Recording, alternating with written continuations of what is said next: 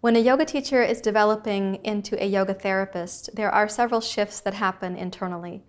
One is the felt sense of our role, the honor of the role that we're about to provide as a yoga therapist.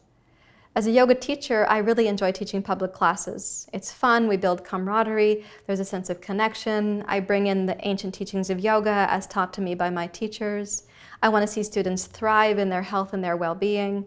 There's some intimacy in my public classes, in the discussion and the philosophy and the practice. When we shift into the role of yoga therapist, that context changes the responsibility that I feel on the inside for really uniquely helping this student to awaken, to seeing themselves in the way that I see them through the lens of yoga.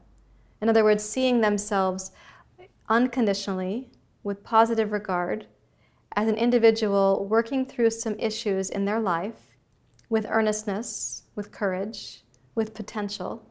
And as I'm seeing all of that, my responsibility is to, as much as possible, be a vessel that is available for the reciprocity between us, not preoccupied by my own material, my own conditioning and mental habits, and really in the neurobiological co-regulating potential of the relationship, one-to-one, from yoga therapist to yoga student. Not a sense of hierarchy per se, but a sense that I may be the more resourced of the two of us in life at this time, and in the session, it's my responsibility to be the more resourced human being between the two of us, so that this resourcing creates a container in which their process can unfold.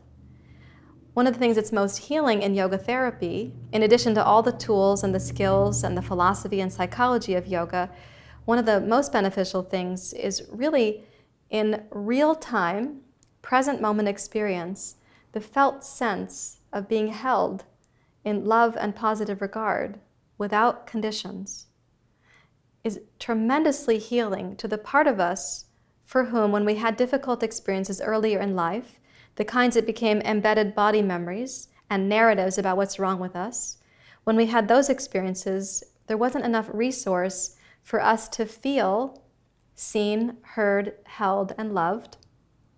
Therefore, those things got stored in us. And now as they surface in the yoga therapy relationship, when we hold that for the student as a possibility, healing occurs. Like, I, in my deepest presence, see this person unfolding so beautifully, and without conditions, I can keep offering that to them. So what we develop in ourselves, what's different for me on the inside, is a sense of the grace and the sovereignty and the huge presence and possibility between me and the student. In a classroom, I certainly see that and I feel that, but I'm leading a yoga class as opposed to preparing a space in which yoga can be experienced by my student in a yoga therapy session. By the space, I mean the energetic experience between the two of us and the larger tradition of yoga being there and fusing the present moment with us. One way that I rely on my teachers when I'm in session as a yoga therapist is the felt sense of how they loved, cared for, and offered unconditional positive regard towards me. So I've been a student of my teachers and my yoga therapists, and I feel that in them, and I sense them in my body, in my heart, in my psyche, and I'm able to offer that also to my students.